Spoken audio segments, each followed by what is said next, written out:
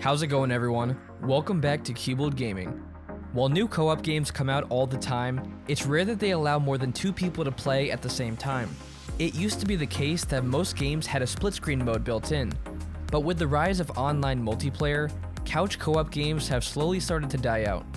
The good news is that there is still the occasional couch co-op game being released, and many of them are available for free on PC. This video is going to be a little bit different than our usual style. Myself, Caleb, and Chug will all be tag teaming, each of us talking about several different games. Without further ado, here are the top 9 free couch co-op games on PC. I'm pretty sure everyone has heard about Rocket League at some point, but not everyone knows that it's gone completely free to play on the Epic Games Store. If you previously owned the game on Steam, you can still play it on there without any issues. Normally I'm a bit annoyed when previously paid games go free to play, but Rocket League did it in such a way that showed that they actually cared about their player base. For the people who somehow haven't heard of the game before, Rocket League is a game about using rocket-powered cars to score points in the opponent's goal. On the surface, it seems pretty straightforward, but you'll quickly realize that it's a game that's easy to learn but hard to master. Besides the default game mode, there's also basketball, hockey, and other custom game modes that are insanely fun to play. I've played many hours of Rocket League solo, but the most fun I've ever had in the game was playing with a group of friends. One game mode we had the most fun in was called Rumble, where everyone gets a random power-up every 10 seconds, which makes the game chaotic and unpredictable. We had the most fun with that one because it lowered the skill ceiling, making it easier for newer players to enjoy themselves. Not only is there local co-op, but there's also cross-platform with Xbox One, PS4, and Switch. Rocket League also allows up to 8 players in one lobby, making it one of the most versatile games on this list. Honestly, Rocket League is one of the best free-to-play games out there right now, and it makes it even better with all the different ways to play with your friends.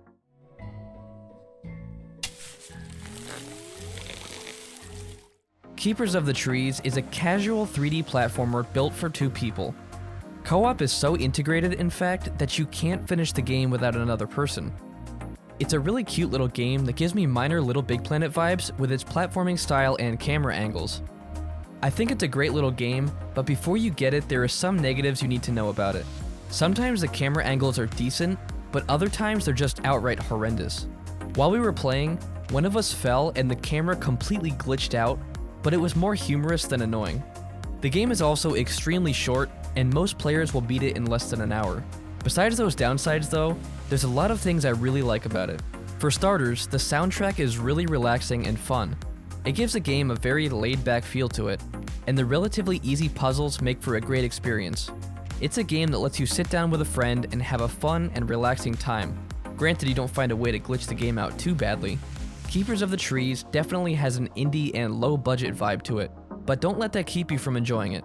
It's 100% free with no microtransactions, and I think it's a great game to play if you simply want to relax and hang out with a friend.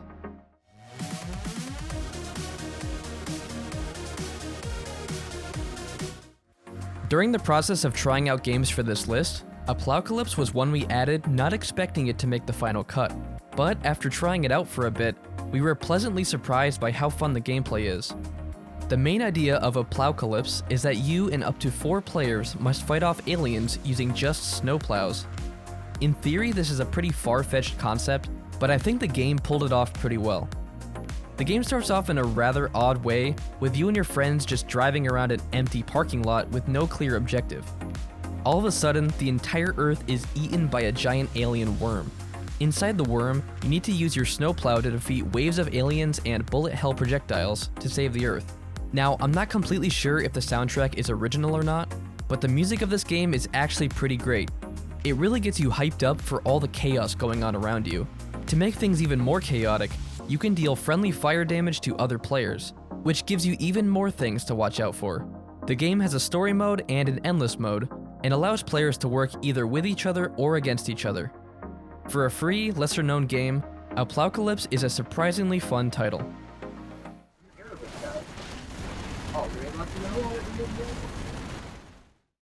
The Expendabros is a crossover of the game Broforce with the Expendables movies. The game came out in 2014, and it was pretty much a demo of Broforce.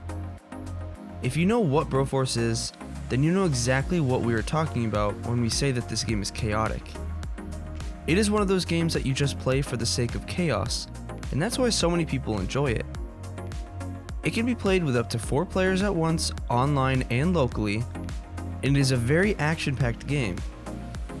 We all play this game together, and it is super fun to play with friends.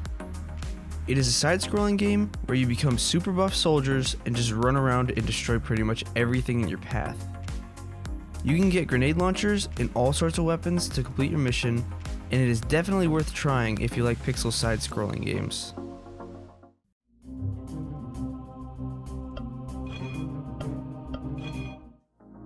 Manarites is a fantasy beat-em-up with a little bit of RPG elements. A controller is also recommended with this game if you are going to play the 2-player co-op mode. The graphical style is actually very good, and the gameplay feels just like an old beat-em-up from older consoles. A long time ago, there was an Incredibles game we played on the Game Boy Advanced, and I'm not saying that this game is similar, but it does feel very similar in the way the movement and progression is. The combat is also surprisingly good, and the game is completely free. You can choose your class and then slowly learn all the moves of each one. You can also have another player join you, and you can find out which classes work better with one another. It is surprisingly fun, and learning the moves is a fun part of the experience.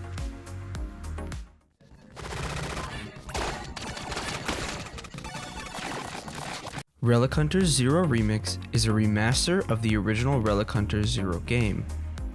You could play with up to 2 players, and it is surprisingly fun. It is a roguelike, so it wouldn't hurt to just try this game out. The game is a top-down shooter where you need to eliminate all the enemies and defeat the boss of each round.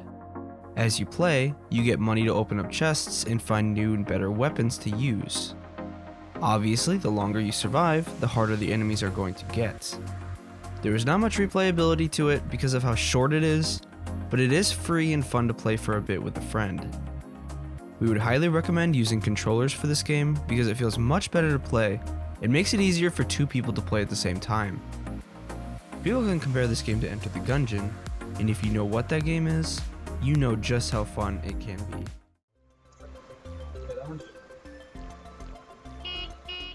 I played Totally Reliable Delivery Service for the first time, I want to say about a year or so ago with a friend. The game is definitely unique, and it's a game you'll most likely be laughing and messing around with your friends the entire time. If you've ever played Goat Simulator or Gang Beasts, it's a mixture of Goat Simulator's free roam craziness and Gang Beasts ragdoll mechanics. So the point of the game is to deliver various packages around the map, and the packages can be either time sensitive or damage sensitive, and your score is based on your performance on each delivery. That's basically the point of the game, but obviously you'll most likely spend your time messing around and exploring the map, which the map is actually pretty big too. You can also use planes and boats too, so basically it's a big sandbox where you can just explore and mess around in. And this is the beta version of the full game, which is set to release soon, but the free beta has a ton of content. And I do want to mention that when we played it, there was a whole lot of controller input lag, which was a first since I have played the game before and never had that. It should be fine for you, but it's something to know if you want to play with a lot of players on one PC. Oh, and before I forget, you can play with up to 4 players with controllers, and it's safe to say 2 will be fine, but any more than that may give you input lag. It's a game that I wouldn't say you'll be playing for hours and hours, but it's a fun experience that's worth checking out with a friend or 2. Now, I'm pretty sure most everyone has played, or at least has heard of the game Risk. And well, Risk on Steam is basically the same thing, but obviously a digital form. I actually would say that I prefer how this Risk is over the board game, only reason being that I prefer the game automating everything for me so I could just focus on strategies. It's kind of similar to how I feel about the Monopoly game on Steam. I would much rather play that than the board game because the game manages the money and properties for me. Anyway, yeah, so if you don't know what Risk is, basically you play against other opponents in the hopes to conquer as much of the map as possible. Well, actually, your goal is to conquer the entire map, but you load up different countries or regions with a set amount of troops that you have, and you work strategies to take on your opponent's land. As you gain more land, you gain more troops and more power, but there are a whole bunch of playstyles, and the game has just about an endless amount of replayability. You can also play against AI too if you don't have anyone to play with. And you can play this locally, or you can play online with your Steam friends. I mean, hey, at the end of the day, it is just a board game, but I've had more fun with this game than a lot of the games that I've spent real world money for. Risk is definitely one of those games to have in your Steam library, and if you are a fan of these types of games, this one is really well executed. 3, 2, 1, brawl! As someone who grew up playing Smash Bros. On the GameCube, Wii, Wii U, and the latest Smash Bros. Game on the Switch, I will admit that I had some prejudice against Brawlhalla for a while. I ended up having to admit that, hey, Brawlhalla is a completely free game with its own community, and that community containing all levels of players, including top level players who compete in tournaments. Not only that, but the developers are always looking for more opportunities to add more characters to play.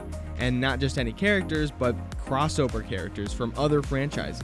I mean, just right now, they have crossovers with Adventure Time, the Shovel Knight series, Hellboy, Rayman Legends, and a whole lot more. My point being, I feel the developers of this game give more care into the content than something like Smash Bros. The game feels great, and it plays great too.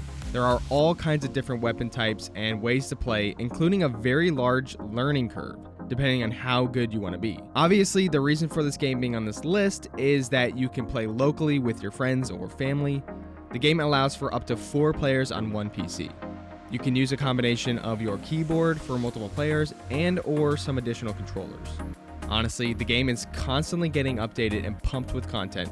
The player base is huge and the community is extremely active. If you have some friends or family that you want to play something a little more on the competitive side, I highly recommend downloading Brawlhalla.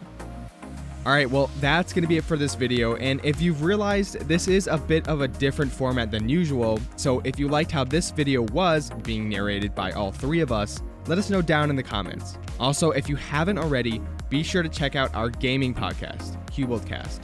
We're on all audio podcast platforms, as well as now being on YouTube as Cast. Thanks everyone for watching, and we'll see you in the next video.